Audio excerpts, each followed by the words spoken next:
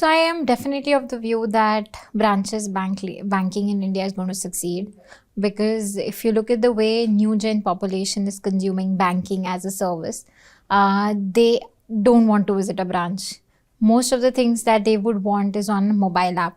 So if banks are able to provide an experience, which a lot of banks today, by becoming more digital, are able to do that, people don't want to go to a branch anymore. So even if you look at the walk-ins into the branches today, and specifically after the post-pandemic world, it has almost halved.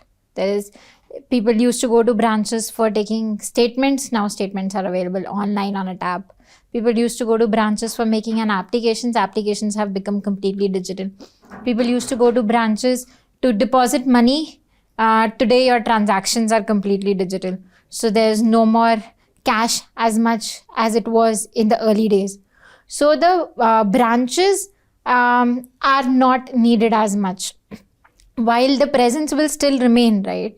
You would need presence on the ground, but the role of branches will only be limited to creating certain brand awareness or solving some kind of an issue that a customer might have, and not necessarily providing services to the branches. So it'll be mostly low-cost branches that you would want to set up, some access to an ATM network of people who would want to withdraw money.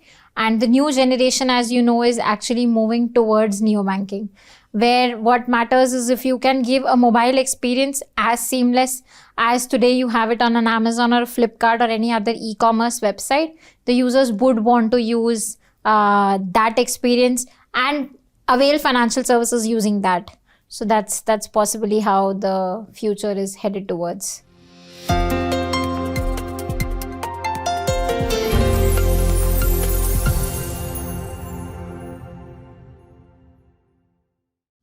No, because neobanks are, okay, if you understand the concept of neobanks, right? What are neobanks?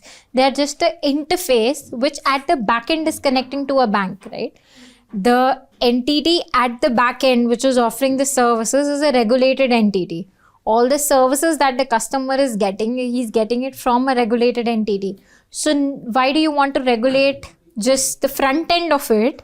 When the backend is already regulated, which means that there is no transaction which can go through if it is not authorized on a bank's network. There is no deposit that you will be able to create till you pass the KYC to a bank which is at the backend. What are neobanks? They are just an interface for the user to give them a digital experience that a bank was probably not able to create itself. And a neobank is where I give you multiple banks experience in a single app. But at the back end, we need to realize it's a regulated entity which is operating, which means the back end still remains.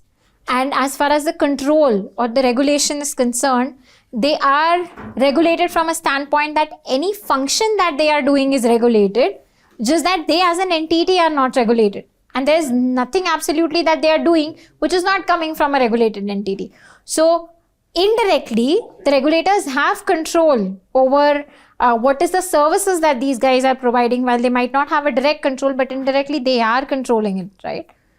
So I don't think that not having a regulation for neobank is a challenge or a systemic challenge, as far as all aspects that they are offering from a regulated entity.